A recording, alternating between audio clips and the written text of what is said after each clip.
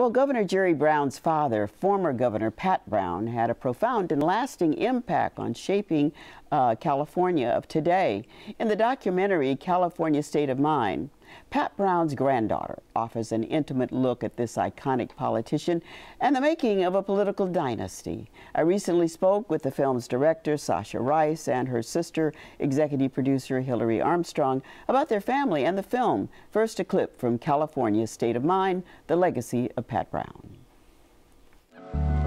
We don't study history enough, so I don't believe that people know Pat Brown's story. One thing about his legacy is that he was willing to take risk, and he was willing to take risk for the right reasons. Pat Brown, when he talked about thinking big, that is the very thing that is lacking a lot of times in Sacramento. You got to be able to communicate that vision. And Pat Brown did that. He communicated that vision, and he brought people in. That's what leadership is all about. He built the water system that made Southern California possible. He built the state university system. He was a man who was interested in solutions and doing what was best for the state. He was a true Californian.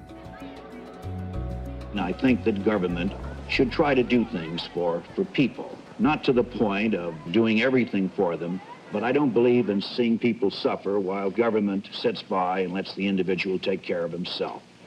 Seeing the world through the lens of Pat Brown is very valuable, and we might learn something that might give us some ideas of how do we deal with the kind of world that we now confront. Well, you two have made a film about your family, the Browns. After all, you've got your grandfather as governor, your mom as treasurer, and your uncle now as governor of California. But knowing your grandfather seems very important to knowing California. Explain to us a bit about him. Pat Brown, he's credited with many accomplishments, but for us, we knew him as our grandfather, and he loved people, and he was really a lot of fun to be around, and I really wanted to bring his memory back so that he could be an inspiration for people today. Hard to imagine, though, getting the things done that he did. Maybe one of them was the fact that he won with a majority of almost 1 million votes. How did he do that? He kissed a lot of babies, he shook a lot of hands, he was at, there's always a party that he would go to, but you really had to get yourself out there, and I think he was a very likable human being. He's often credited with the State Water Project, which includes the California Aqueduct and the Master Plan for Education, but what's not known as much is that he was a champion for civil rights and was a fighter for fair housing and fair employment. Talk a bit about, though, we talk about the aqueduct and the water, and we're talking about water still. What was his vision, and how has it overlaid on where we are now, where your uncle is trying to deal with those kinds of things? Well, folks had tried to get it done for over 30 years, and it wasn't a partisan issue, it was an issue of North and South and rural and urban, and you really couldn't get people to agree, and the Northerners really thought the Southerners were trying to steal their water, and most people felt that we didn't need to worry about it, but my grandfather was quite aware of the growth that was happening, and he knew that he needed to build that. And developing something called an educational master plan happened within his lifetime. Talk about the importance of having a master plan for education. Well, I think a lot of people don't know that our grandfather could not afford to go to college, and he put himself through night law school. He had to pay rent to his own father, which I was really surprised when I learned that. And so education really was important to him, and he wanted it to be accessible and affordable to everybody, and we all know that's not the case today, and it's really a tragedy because that's part of what makes California great. If you can get a great education, you can get a great job. A lot of wonderful things have happened because people have had great education in California. How and what tools did he have that today's politicians seem to lack? I think that a lot of the issue right now is structural, and I think that there's a 2/3 vote to pass a budget to raise taxes, and that wasn't exactly the case back then.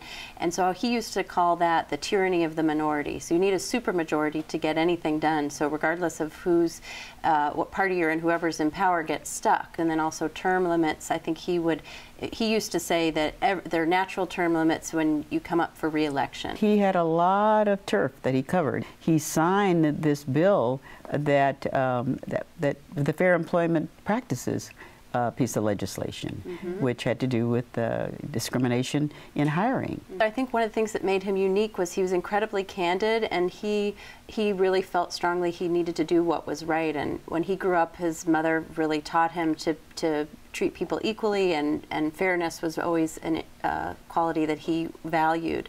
And I think that there's a lot of people today that have that quality, but they're a bit afraid to speak out. I will say, though, that he was unpopular sometimes when he stood up for fair housing and fair employment.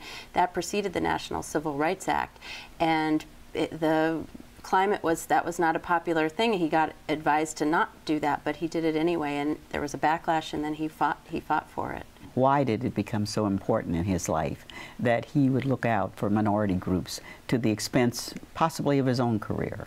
It was doing the right thing, and I think that my mother talks about that in the film, and that's what he taught her, that's what he taught our Uncle Jerry, it's what he taught us. And really, your integrity and your gut, that's the most important thing that you have. Your mother, Kathleen, was the treasurer for the state. She also ran for governor herself. So what did you learn from your mom that maybe you got the seeds of it from your grandfather, but what did you learn additionally with your mom? Well, we saw firsthand what a tough business it is. In making this film, we want to encourage the next generation to make a difference, a positive difference. You don't necessarily need to run for office. There's a lot of different ways you can do it. But running for office is tough. We definitely know that firsthand. Tell us about the relationship between your grandfather and your uncle, Governor Jerry Brown. Every father and son has, I think there's a normal tension between them, and a lot of people like to talk about their differences, but I think they're both visionaries and both very similar, and I don't think my grandfather could have been more pleased to have a son who cared so passionately about politics and public service. And he used to call him every day, as we say in the film, to give Jerry advice, and I think as a young man, Jerry found that very frustrating, but now that he's a little bit older, he talks about his father quite a lot and reveres him. Thank you both very much for sharing with us. Our pleasure. We hope everybody tunes in to see the film. Of course they will. Thank you for having us. Yes. Okay. Well, California State of Mind, The Legacy of Pat Brown premieres June 25th at 9 here on KQED 9.